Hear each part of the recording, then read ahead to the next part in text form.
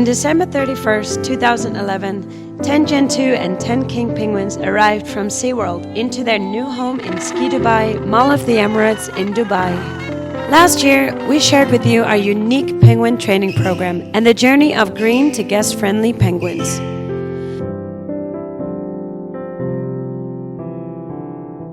This year, it's time to see how much further we've come since then. At Ski Dubai, we have 2 encounter areas available for our interaction programs, easily named Encounter Area 1 and Encounter Area 2.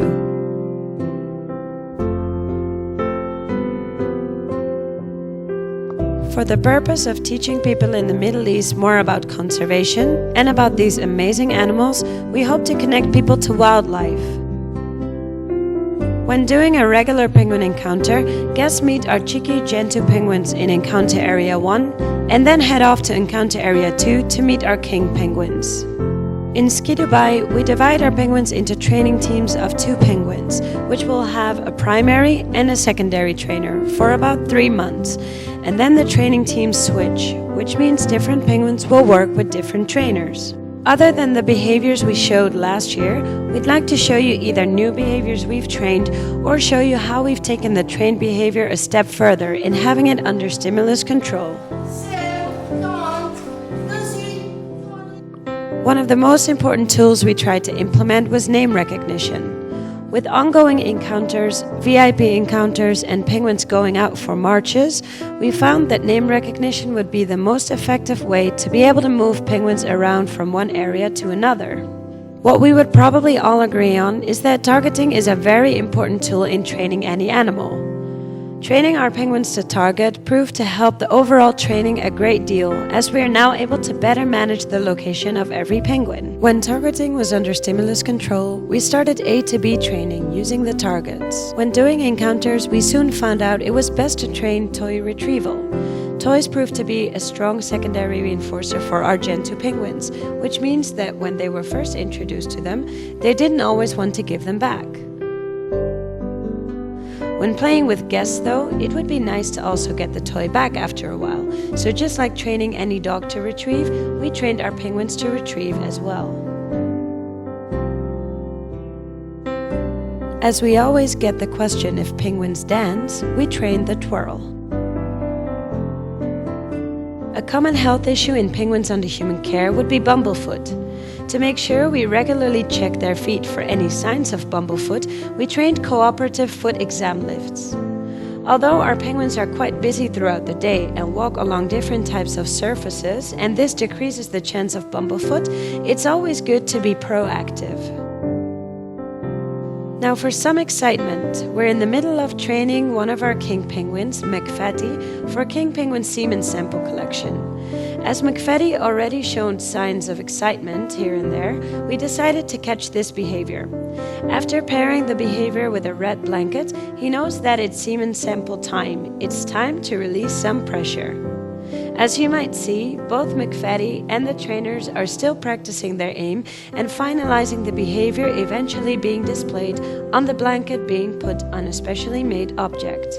Not only will semen collection be a highly interesting subject for a research project, at Ski Dubai we also collect data for the purpose of several research projects. And as a proud sponsor of Hub SeaWorld Research Institute, we are able to not only collect data on our population in Ski Dubai, but also in the Antarctic region.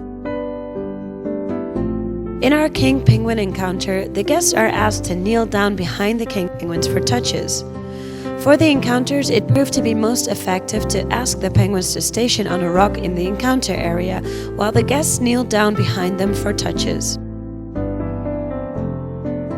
Therefore, we train the penguins to station on cue. Every now and then, it's necessary to take our penguins through unfamiliar places, for instance, to go into our snow park for a walk. We've experienced that our penguins actually react very observant, inquisitive, and even a bit adventurous, and they react very differently than you would expect in any other animal. But not everything always goes according to plan.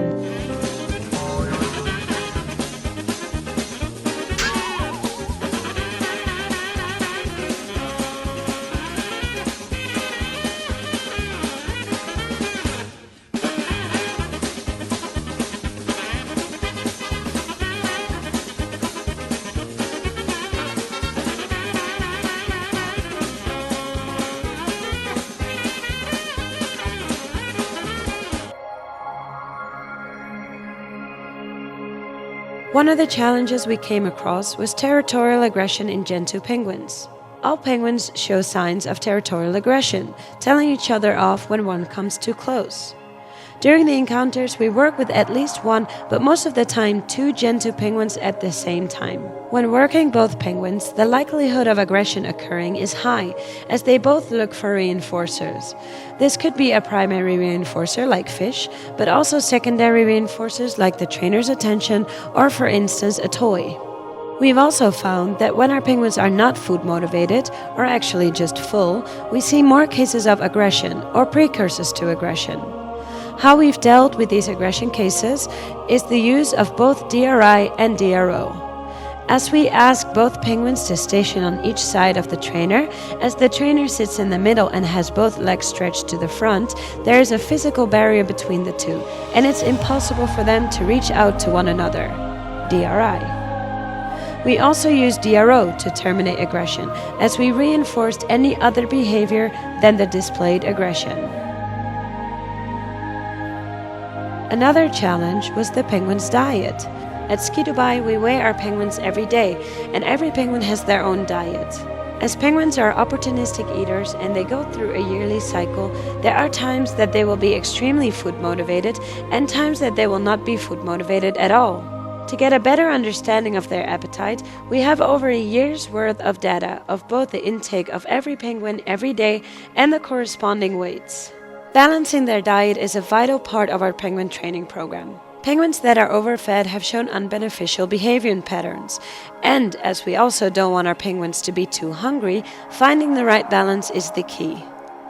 By accomplishing this, we look at the activity level of the penguin, their weight, their response to training sessions and calls from their trainer, and their daily behaviors such as preening or swimming.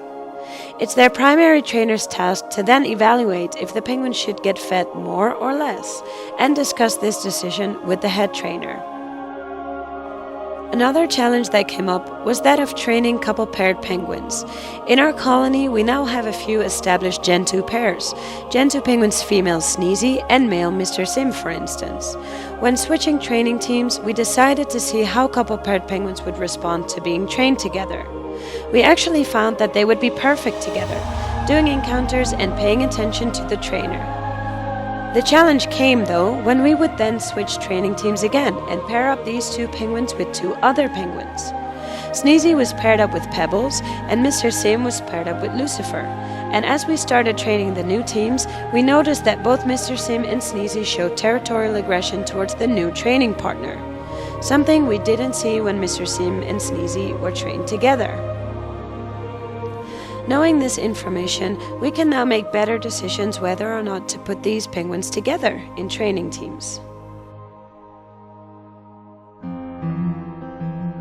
Not only did we teach our penguins things, our penguins taught us a lot of things as well. What any trainer would notice when they come to visit Ski Dubai is that we train our penguins like one would train any other marine mammal, be it a dolphin, sea lion, killer whale, or a dog. Positive reinforcement works the same way on penguins as it does on dolphins. Of course, there are species-specific limits, so we always evaluate if the behavior we want to train is within those limits, and we try to train natural behaviors. In training a penguin, more so than with marine mammals, you'll find that repetition is very important.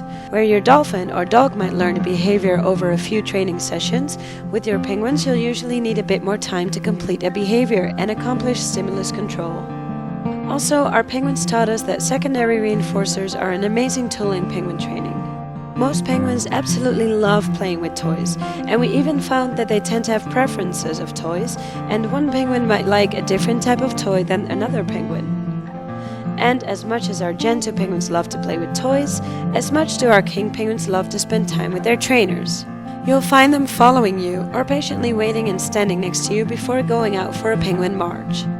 During the holy month of Ramadan, which is our quiet season, and that means less guests in our encounters, we found that whenever a trainer would step into their home when penguin dinner time is over, they would instantly run over for attention, giving us a chance to bond with them, sit with them for long periods of time, and just cuddle.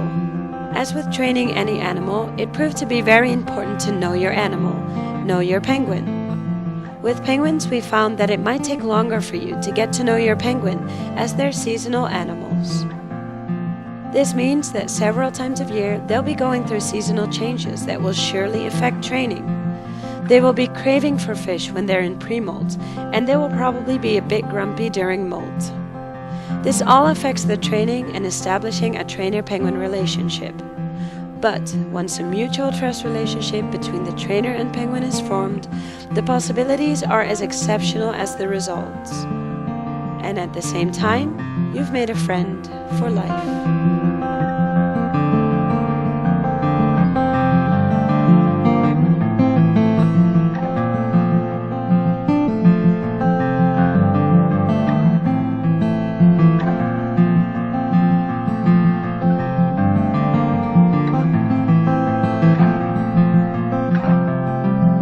As we say in Ski Dubai, try something different.